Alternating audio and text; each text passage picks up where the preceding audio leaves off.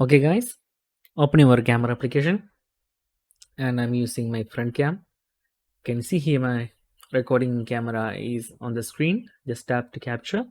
We are captured. Open that picture and this automatically came to this side. Okay, because of now it is mirror selfie turned off.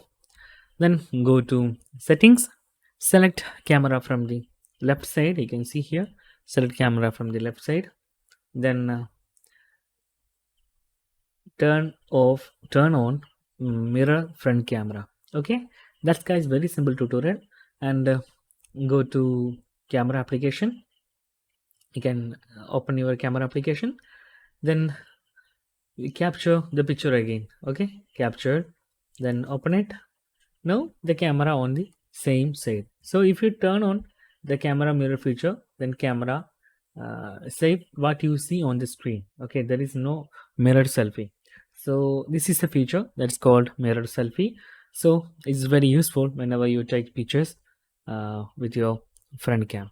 So that's guys very simple tutorial. And if you need any kind of Android or iPhone tutorial, just comment below. I will post my replies as videos so you can easily watch and understand it.